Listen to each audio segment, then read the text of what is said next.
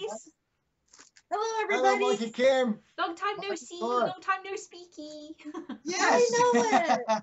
So great to all get together again. Yeah, it's another treat for the YouTube community. Treat for us. Talking of treats. Well, yeah, us too. Talking of treats. Are you ready? Oh, you were ready. I cheated. Okay. Mine are already open. She's already started on them. So am I. Ours too. Me. Yeah. Yes. Okay. Well, in fact, see, this is what everybody is used to seeing me eating. Well, Kim has put me on a diet, so now I got to cut it. I can beat you on that. The size of mine. And in honor of our British friends, we have tea. We have tea ready. Instead of We have coffee. water. We have water. Water. Some might accuse us of being vodka, but it's It's not. not, I it's can assure water. you it's water. It's too early for that. That's later with the G&T. Anyway, how's the family? Everybody okay? Everybody is Doing doing great. Good. Shyla started her full-time job, which working for college, so which gives her a tremendous amount of benefits through the college. And the biggest benefit is they're going to pay for the large portion of her education as she goes on. Oh, Fantastic. it's amazing. I'm a therapist. She wants to be a female version of Steve Hassan. Yeah. Brilliant. She'll be wonderful at She would it. be really good at Because that. she's got a wonderful heart and she's very intelligent up here And too. because she's got the ability to sign language as well, do the sign language. She can help people that obviously can't hear but can see the sign language. Give them both our love when you see them.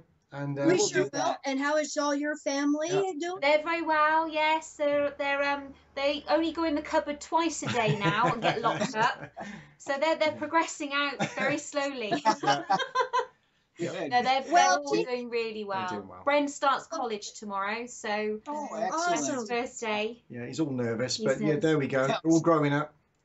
But So have bringing we gone through some news these last few days and weeks with so many things happening? We've got so much information over this end, and I know you two guys, I don't know how you do it, but you're magnets for collecting information from lots of different people. You have a special knack for it, and we look at you and go, how did you know that? and we're quite often in awe of the things you come out with and think, wow, we didn't even know anything about that. That's incredible. Oh, thank you.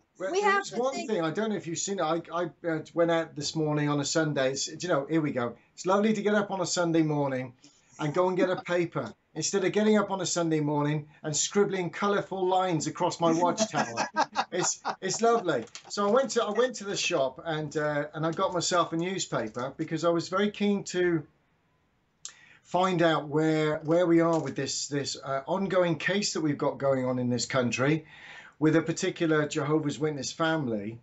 And they're called the King family, and it's a young lad who's called Aisha King, who's had a brain tumour, and he's been operated on at Southampton Hospital.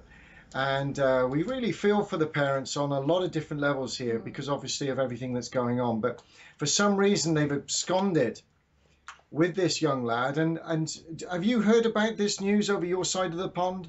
Oh, yes, definitely. Yeah, we have articles, and the XJW community has been sending us quite a few links to these articles. Yeah, as far as the news feed or what we're getting through our television, or as you folks say, the telly. Telly.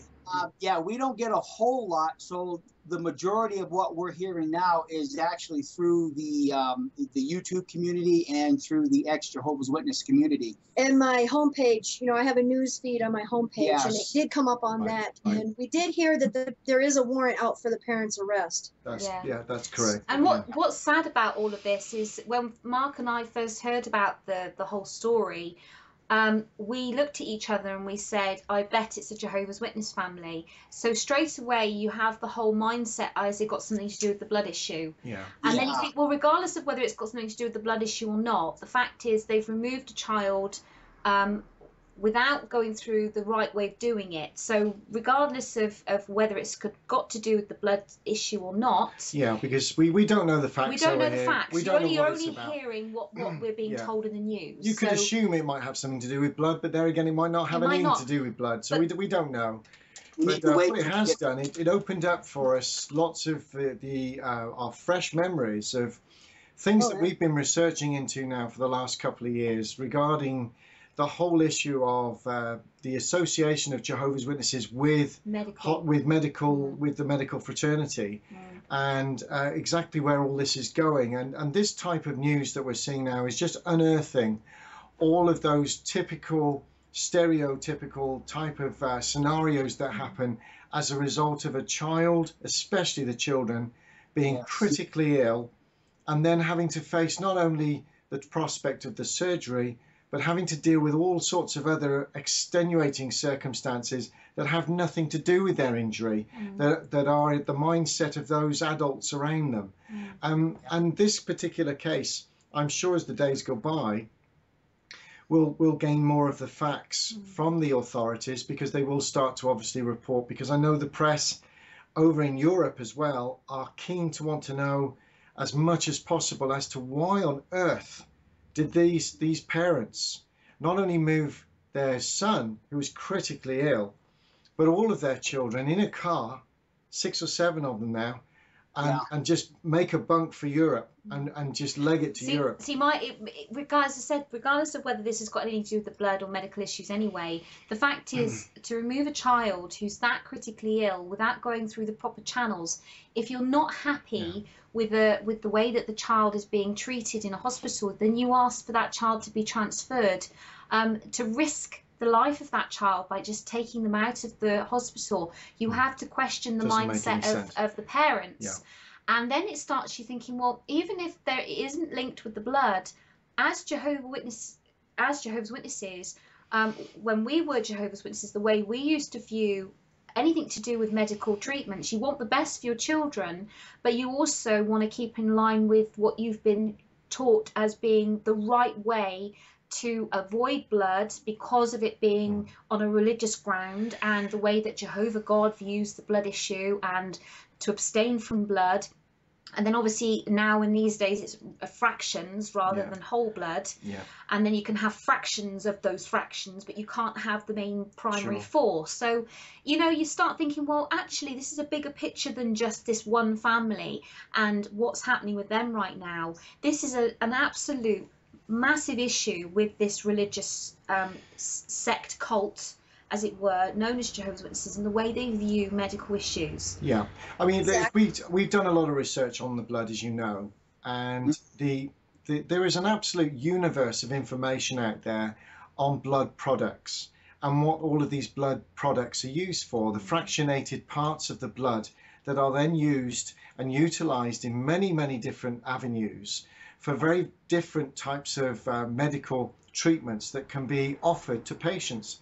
But the problem is that as a Jehovah's Witness, the vast majority of them, and I mean the vast majority of them, have no idea exactly what treatments do have fractionated blood in as to those that don't.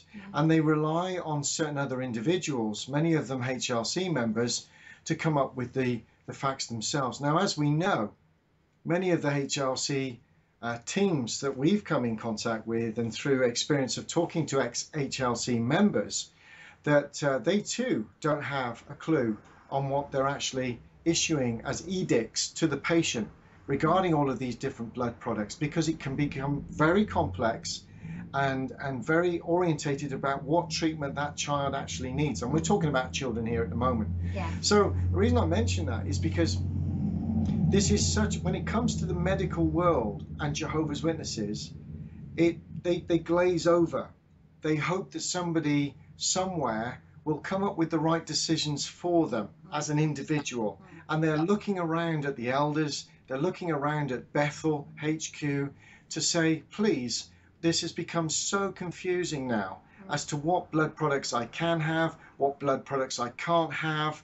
And then if I do take blood, and it's not the prescribed amount that you're saying I can have, I can be disassociated as a result. And that disassociation, if I'm unrepentant, can mean all sorts of other implications. I think have you got well, here's the thing, my brother. I don't want to correct you, but Kim and I do happen to have a copy of the Shepherding the Flock of God book that the elders are in possession of, and the rank and file that Jehovah's Witness don't have it.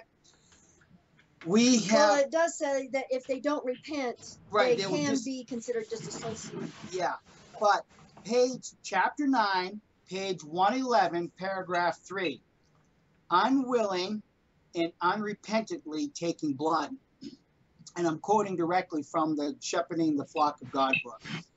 If someone willingly takes blood, perhaps because of being under extreme pressure, the committee should obtain the facts and determine the individual's attitude. If he is repentant, the committee would provide spiritual assistance in the spirit of Galatians 6:1 and Jude 22 and 23.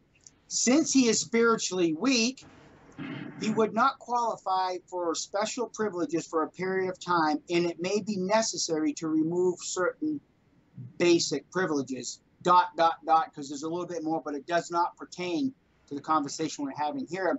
But the point that does pertain, Jehovah's Witnesses, these are instructions that are given to your elders that are not related back to you as a congregation. So here's how the game works, Jehovah's Witnesses. If you're at that critical moment and your child or yourself or your family member is about to die because of not receiving a blood transfusion, then why don't you just use their words against them and become spiritually weak? Save your life. And then when you're with this judicial committee, weep and cry, put on a good show that you're spiritually weak, because really all they're going to do is, if you're a brother, they're going to just take away some privileges, but at least you can live with yourself knowing that either you yourself remained alive or your child has remained alive. And that's the important thing, not what 7 men in Watchtower land are dictating to you through these elders. There's so many different layers to all of this, Mike, with regards to the unrepentance. You're absolutely right. This unrepentance bit is an interesting one, because there are still many people that feel, well, I'm not unrepentant about giving something to my child to keep them alive. For others, they will say, yes, I am now. But you know what? There's an interesting point here. Now, when we were talking to the trauma experts down at the London Royal Hospital, there's something that many Jehovah's Witnesses are unaware of here, and it's regarding confidentiality. The whole issue of patient confidentiality is vital within the hospital, and the surgeons work extremely closely with the patient and with the next of kin to make sure that the information that they're providing between each other is completely confidential. Now, there's a very big divide and a massive disconnect here between that and suddenly finding out that the elders suddenly get all of this information from the HLC to another group of elders in the congregation, who then make a judgment on this individual. Now, that clearly is a complete breach in the ethics and what could be seen as arguably coercion and undue influence of the patient. And this information, and most witnesses will admit to this privately, they know that when they're in hospital and when the HLC are there, this information is not going to be kept private if they decide to transgress and start taking additional products that the society have deemed not appropriate. And so as a result of that, this information becomes open to other people to judge them. And right. We know, and you've just read that in the Shepherd book there, that's exactly what goes on. And this is fundamentally flawed. And it shows exactly where the undue influence is, where the witness and the outside medical staff are completely unaware of this extra layer of pressure that's being applied to these people. And that's the stuff that gets our goat, because we want to make every witness aware that you don't have to go through this. This is your conscience, and it should be between you and your own spirituality. And at the end of the day, as we've just pointed, as you were just saying, this hasn't got anything to do with God. God actually does not come into play at all with what they do in this. And we've done a little bit of research that we've found out that if you ask the majority of Jehovah's Witnesses out there that if they could take blood and get away with people not knowing they had, the majority of them would. Yeah. Now that is fear of man as opposed to their fear of how their God is viewing them. That's absolutely correct. And that's when it comes under the undue influence thing of it's the pressure that they're under. Yeah. You make some good points. This might be a good point, a good time to share this about how Jehovah's Witnesses think and how they're pressured into thinking certain ways. I was planning on doing a video, excuse me, at some point about the fires of Moloch. Because being a Jehovah's Witness for 42 years, I've sat in the Kingdom Hall countless of times and read the account about, do not let your children pass through the fires of Moloch. Yeah. And right off the bat, when a Jehovah's Witness read that, they automatically assume that this has to do with child sacrifice. Sure. Yeah. Research that I've done and I wanted to share, the fires of Moloch have nothing to do with child sacrifice. It has to do with some religious ritual rite. Now, whether it's holding your hand over a burning candle for 10 seconds or what, I don't know. But the point that I want to derive from this is that even in the Insight on the Scriptures book, volume 2, page 424, talking about the passing through the fires of Moloch, just a second in. It just once the society recognizes that it was some sort of dedication to Moloch as opposed to child sacrificing, the paragraph goes on and says that the Canaanites and the apostate Israelites did sacrifice their children.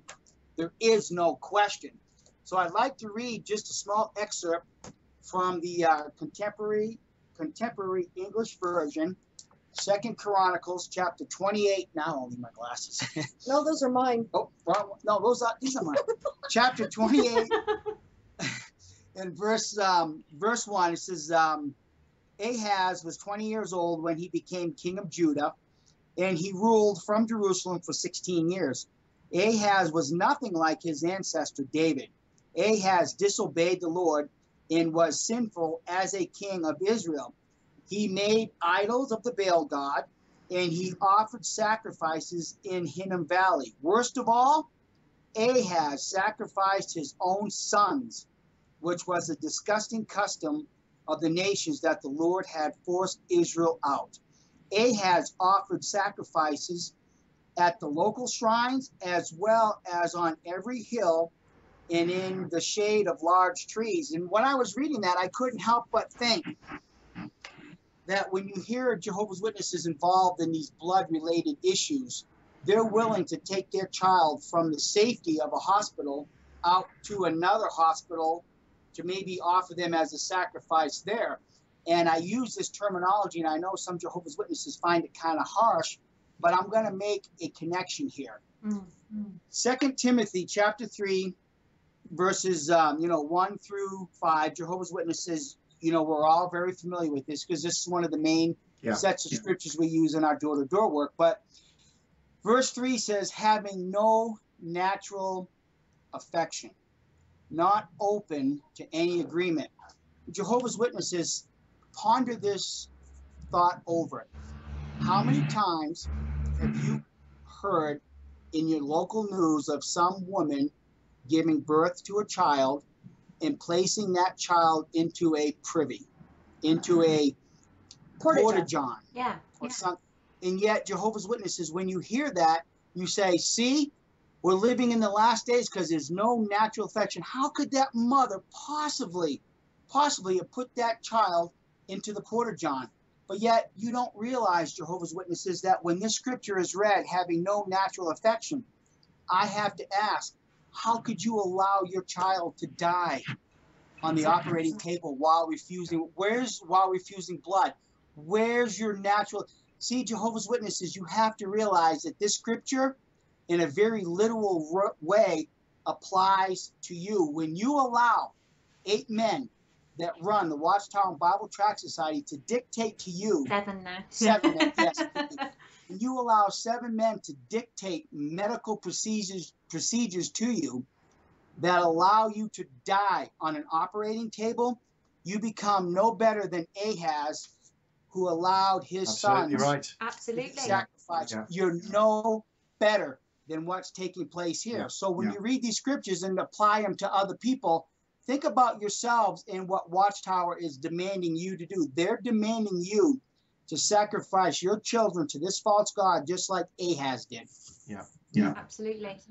You know, and like I said, we don't know if this King family, you know, if it was over the blood issue or we not. don't know. But we do know of many other cases where our brothers and sisters have lost their lives because of this issue. And even if it wasn't over the blood issue, the fact is they have still endangered that child's life. Yes, yeah. By taking them away. And what really got our goat was we watched a little bit of the news the other day where a Watchtower representative was on there, and he said that this had nothing to do with the Watchtower, that they weren't responsible for their actions.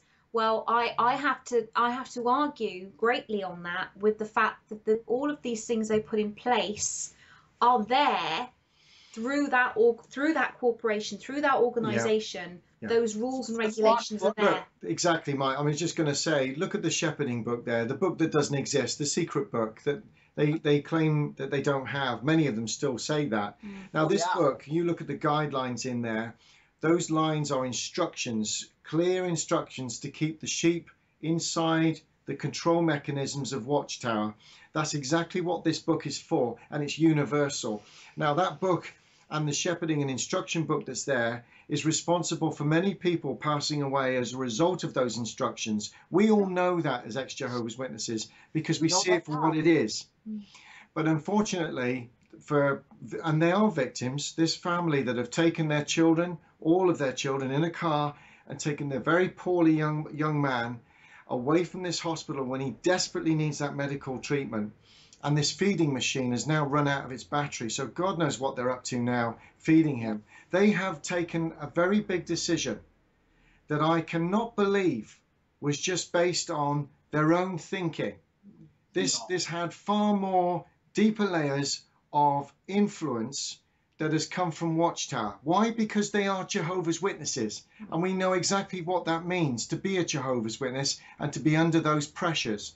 So we don't know the facts of why they've done this, but over the next few days we're hoping that in time we'll start to get the true facts. But one thing is clear, and I'm sure you and every ex-JW in the community out there will all agree with us, that we hope, no matter what happens, if they can read and see this video, I hope they can, that they will do the right thing, give themselves up and give this boy back to the authorities where he can at least have a chance of living. Why didn't they do it? My question comes again, is if they're not under undue influence and it's got nothing to do with medical reasoning apart from if they want extra care for him or whatever, why did they do it in the way they did it? Why didn't they do it above board? Why didn't they actually go to the hospital and say, we're not happy with the treatment he's having, we'd like to transfer him to a hospital in Spain or France or wherever it is they want to go? Why have they had to be so underhand with it? Why have they had to go behind everybody's backs? Why have they had to go quickly and do things quickly and take their entire family and hide like they are? Lots of questions here. It just asks more questions. Were the HLC involved? Were they involved, the HLC? This is a young man that was having surgery for a brain tumor, a very serious operation 8 days ago. Now, were the HLC involved in the hospital at this time? And if they were, Watchtower cannot stand there and say that this had nothing to do with them. Another question. If they've sent the HLC in, they are directly connected with it because the HLC work underneath their guise of their rules and regulations and their structure they've put in place. So and to make they sure, have got a hand in this. They stay within those rules. Now, once again, it's all speculation at this point, but the bigger picture is this is how Watchtower works. And we all know that. They pass the buck where they can. But we just hope that these parents will see sense, break through whatever it is that's in here that's pushing them the wrong way, and to get their son back into hospital where he belongs, and to give him a fighting chance of surviving this. And our hearts go out to all of them because these parents are victims too. They really are. And they need help, they need support, they need understanding. And they're not going to get it from Watchtower. No. Yeah, absolutely. It's not there. At this point, they're just fugitives. Yeah. Putting this, their son in danger. Yeah. And, I don't know about other countries, but here in this country, the courts will go in and do the court order to, take care of and mandate to take care of these children, you know, no matter what medical procedure they need. Yeah. So, you know, were they trying to avoid that? You know, we just don't know. We don't know at this stage. We don't know. But it's an interesting case, and I'm sure if you can keep your side on this one, we'll certainly do it from this, and maybe we'll have a follow-up video to talk about the after effects, because they can't hide forever. They will be found out somewhere, and let's just hope that this young man has a chance to at least get the treatment he needs. And in the meantime, our prayers go out to the family, and that they see sense and make contact with the authorities. And if they have moved him and their intentions are to move him to another hospital, then surely the hospital will be expecting them. And let's hope it's quick. So yeah, I hope they're not just stuck in some villa somewhere wondering what to do next. Yeah. That's a nightmare scenario for the young man's life. He doesn't need that right now. No, and the children, the rest of the children involved in the family don't need that either. Yeah. There's the other point to all this. You see, the watchtower will then go very quiet, because if these parents are arrested, let's look at the scenario that this young man dies because of lack of treatment.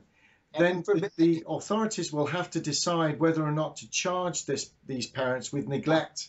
And if that happens, then the children that are in this family, another 6 children, will all probably end up being split up, possibly by the social services, and being shared around all over the place with different families and friends, or with the social services.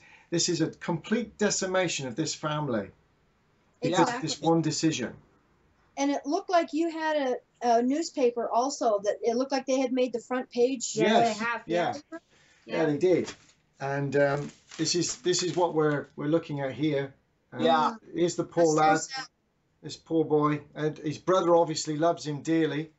And these are real human beings here. These are real lives, and it's not something that we take lightly coming on YouTube to talk about, but we're doing it because this is a life situation here, life and death. Shall I quote just a little bit of it? It says here that Aisha has undergone extensive surgery for the aggressive tumor, with the last stop just 8 days ago. I mean, I can't. On his head. I mean, why would you take a boy out of hospital 8 days ago? He's had his brain opened. You know, Hampshire Police Assistant Chief Constable Chris Sheed confirmed the force had obtained a European arrest warrant. He said it was based around neglect. Yeah. But added, that does not necessarily mean that they would be charged with that offence. It purely gives us the power to arrest and speak to them. He went on, we don't want the family to be put off by the fact that there is an arrest warrant. We would sooner they speak to us and get Aisha the care he desperately needs. He warned the battery on Aisha's feeding system will have expired, and police had a shrinking window to find him. Mr. Sheed pleaded with the Kings to give themselves up and said, I'm sure what they are doing, they think they are doing in Aisha's best interests. They think they are doing the best. It's but that undue influence. But the advice I've been given from the doctors today is this is a really quite serious situation. End of quote. So it's desperate.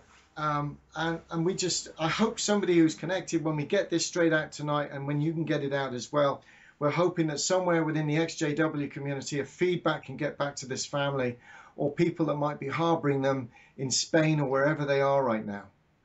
Yeah, the importance is the child. Yeah, it is. Yes. Yeah, it's the child's safety that matters above anything else. You know, get the child the best health on the road to recovery, and then just deal with the congregation, Jehovah Witness aftermath after the fact. Exactly. Because it will pass. Yeah, these judicial meetings do pass. Oh yeah, see, and that's the whole thing about Watchtower, is that they, even though they present themselves to the community as a loving group of people that want to go door knocking and spread the message of God, there's a hidden message behind Watchtower, is that if you become a member and something like this happens, you will be required to let your family member die rather than take a blood transfusion. Now, again, we know the blood's probably not the issue in this case, but there are other documented cases that Jehovah's Witnesses have lost their lives because of a simple operational procedure. Well, as we know, they're even proud of the fact that happens. Remember the 94 Awake, the front page of all those. I think it's Oh, 28 yeah. children on there. Also, yeah, but I was just thinking something you mentioned the other day about the Ebola virus, about Oh, how most yeah. watchtowers actually said that, you know, the thing has gone out to Africa, that the people are not to go to large gatherings. They are to stay where they are. They are to avoid as much as they possibly can association with people in order to prevent that from not spreading. And the watchtower have put out the call saying that their people are to meet in secret then, and these secret meetings are taking place right now. Yeah. And we've actually gotten emails from current Jehovah's Witnesses in Africa. Yeah. Telling us that Watchtower has asked them to continue to do this. They're meeting like book study group size in homes now. Yeah. You know, but even that is still spreading. You're still going against the authorities. Yeah. You know, you brothers and sisters know, as well as Kim and I do, that this plays right into the fear of what Watchtower feeds with the mind control, undue influence, and be ready to obey, whether it's not logical from a human standpoint or not. Yeah. But little things like this prepares the mind of the Jehovah Witness that in the big Armageddon thing, we're going to be ready to meet in small groups. Because see, we've already tested this out through the Ebola virus, through the hurricane and the typhoon. The Philippines. Yeah. See, they've already had a test situation for these natural disasters, and Jehovah's Witnesses are preparing themselves for it unduly. And it's not even a more recent issue. This has been going on for decades within the Watchtower. Take the polio virus, the vaccine. Years ago, people the witnesses used to put acid to mark the area where the injection would normally, to mimic the vaccine, so that because the Watchtower had said that these vaccines were not to be, because they were supposed to have blood in them, were not to be taken. So the majority of the witness children had these little acid marks put on them in order to look like they'd had the polio vaccine, when actually they hadn't, putting themselves in danger along with multitudes of other people. Yeah. This is not a new thing for Watchtower, and yet they stand there and they blatantly say this has nothing to do with the Watchtower, nothing to do with us. When throughout history, completely proves that they are behind everything like this. It just drives me insane. The loss of life through the decades must be absolutely incredible, and because they've never kept a record of it, surprise, surprise. That we know that they are very blood guilty for the loss of life right the way through the world, for many tens of thousands, if not hundreds of thousands of people. Who knows how many have died because of the edicts of Watchtower. And it gives you an idea. Romans 13, be in subjection to the superior authorities, is a Christian commandment. If they really were a Christian organization, they would be following what the authorities are saying, especially when it comes to medical advice on things like vaccinations, to follow a certain rule, because it's a protection for everybody. But they decide, no, it's not biblical as far as we're concerned, and therefore we'll put everybody in danger. Remarkable. The same rules over their child abuse.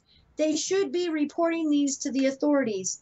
You know, if nothing else, just the principle of the matter, they should all be reported to the authorities and let them handle it. But we know, even in states where they're required to report these, they're still not doing it, at least here in the United States. They're pushing for mandatory reporting at the moment in order to try and get that in place here in the UK. We are working on that. We are working on that with the MP. We're trying to pressure Parliament into this involvement with mandatory reporting. We're not the only groups doing it. There are other groups in this country doing it. It's not just witnesses. But we're trying to get the leaked letters into these inquiries to show them that exactly what toxicity is involved with this.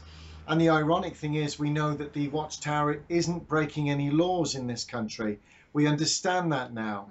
But that means they're not breaking any laws because the laws aren't there. Yes. And that's what needs to be changed. And that's the loophole they use in order to get away with the treatment of these children or people, of adults. Even adults have been abused, that have been covered up. So this is where it needs to change. The policies need to change, or the mandatory reporting needs to come into place to make them change their policies, to force them to. Wouldn't it be fantastic? Wouldn't it be amazing if the 7 men in the governing body said, right, okay, if that's what you're looking for, we will send a letter to the British government outlining that we want to support mandatory reporting in the United Kingdom. Wouldn't that be a wonderful gesture? Wouldn't that be something that's humane? It makes sound advice, and it says to the elders, whenever you hear of any of this in the future, bang, you go straight to the police with it, because we've said that's the best thing to do. Wouldn't that be wonderful if they could do that? But we know that's fantasy land. They're never going to do that. Because when that happens, it'll get rid of the large majority of the elders. But it also makes you stop and wonder, why aren't they doing this? Right. You know, that's what I have to question. Why aren't they doing this? See, this is what I like to view. Going right back to 2 Chronicles 28. Watchtower was nothing like their ancestor David. Watchtower disobeyed the Lord, and was as sinful as the kings of the rest of the world. Watchtower made idols to the god Baal, and Watchtower offered human sacrifices. No, I never read that one before. Yeah. That's Watchtower chapter 28 verse 5. Yeah. I'm sure there'll be somebody looking up that now, trying to find it. Yes. Jehovah's Witnesses, you have to realize, you have to contemplate that you are truly involved with something that you know nothing about, that is damaging the human family. I'm sorry. And they just don't influence. realize what's happening to them. No. We love you, Mike. We love you guys too. And we love you, Kim. We know what it means. We get upset too. I get very emotional at times where it just triggers off in me, and I can't help it, because we want to speak up for the voiceless, for those people that, especially children, that can't speak up for themselves, whether or not it's in a hospital, like this poor lad now that's being rushed around in a car somewhere in the middle of nowhere, or kids that have been molested or raped that can't have a voice because it's being controlled by men. And we get passionately involved with this stuff because we know they are fundamentally flawed as an organization, and they are causing so much damage to so many people. And this has nothing to do with an almighty God, nothing to do with him at all. It's to do with an organisation, a corporation that are under the guise of a religion when they're not. Yeah. They are not. They have got rules and regulations there that are not biblical, and not loving, not kind, not anything other than just to control their members. You have a warm heart, my brother. You have a warm heart. I like to come across as this big loudmouth on YouTube, but it honestly tears me up what this organization is doing to the human family. And I can't imagine Christ, I can't even begin to picture Christ, doing these things that this organization, and it's not just Watchtower, we know there's so many cults out there, and some are doing worse things. And we just talked about this yesterday when we were Skyping, and it just hurts us so much to see this, and in the name of religion and in the name of God. And it just can't be. It can't be. No, it's not just Watchtower. It's Scientology. It's a whole other list of cults. I mean, my God, it's just too many to mention. But those people are hurting too. It's not just Jehovah's Witnesses. No. It's not just them. It's a bigger picture than that. But it's just because we've been involved in this one, we can speak from experience of how this undue influence works, because we were under that undue influence. You were experts at it. We're experts at it because we were there. We were there. We saw it. We heard it. We breathed it. We saw the influence, we saw the pressure. Yeah, it's only when you step back and you free your mind and you find who you are as an individual and you identify your true identity that you then can stand back and go, that's wrong. It's very wrong. This is wrong on every level. Yeah. And that's why we won't be quiet now. We will all have a voice to talk about this and expose it where we can. Here's a question for any witness that might be watching this as it goes on archive in the future from weeks, months or years to come. Here's a question for Jehovah's Witnesses. Why is it Why is it that when we're talking about these things, these these life and death matters, why is it your organization, your governing body, disown any responsibility whatsoever for the decisions that you are making? And yet they're the ones that are applying pressure on you to make those decisions. But when it comes to the public issue of this, and when a microphone is put in front of this governing body to explain why this is happening to witnesses, why are they doing this to themselves, they'll put their hand up and say, this is not our responsibility. This is an individual choice. When you're reading things like that, Mike, from the shepherding book, we know that's a total lie. So that's our question to Jehovah's Witnesses out there. What on earth are you involved with? That they're ready to turn their back on you. They will turn their back just to on you. save their own arse. In the blink of an eye. Our dear friend, the unknown apostate, he told us the other day that he's got this great question, for elders. It's like, would you lie to your brothers and sisters? And most elders would say no. Well, then I want to add to that in the question, then why are you not telling them that, they can get away with letting family or themselves have a blood transfusion? Yeah. It's a very good point, Kim, because why aren't they taking that piece of paper that you've just pointed up there and taking it to that hospital bed and say to the parents, please read this and then make a real value decision and we'll sort it out later? Why aren't they saying that? No, they'll let the child die first. That child will die first. Yeah, that would be the loving thing to do, and then, okay, we don't want to add to your problem, but let's help you get through this, and then we'll deal with this afterwards. That would be the loving thing to do. Exactly. Yeah. No, we don't know the, as we just stressed again, we don't know the facts around this particular case, and we know it might not have anything to do. And this isn't an attack on the family. No, it's not. But it's a plea to the family. It's a plea to the family. We love this family. We don't know them, but there's an internal love here to these witnesses that we're not judging you. As parents. But we know what you're under. Yeah. Well, this is the way I feel about it. Even though, Watchtower Disfellowship, Kim and I, under hearsay, and you brothers and sisters know the story. I refuse to call these people my brothers and sisters, even though they will not call me a brother now because I'm disfellowshipped. That doesn't negate my responsibility to call them brother and sister, and that's the way I feel about it. You won't call them brother and sister? No, I will. You will. No, You won't. You will not call them that. Yeah. I'm still kind of upset. He's upset. We've been asked that question a few times ourselves. Why do you call them a brother? Why do you call them a sister? And I said, because they were, and they still are. We're not under Watchtower's rules. We're not under their rules. Just because they have to shun us doesn't mean we have to shun them back. Yeah. We're not under their guise anymore. We're not under their rules anymore. But we know what pressure they're under, and the price that they pay for putting their hand up and saying, "I'm sorry, you're wrong."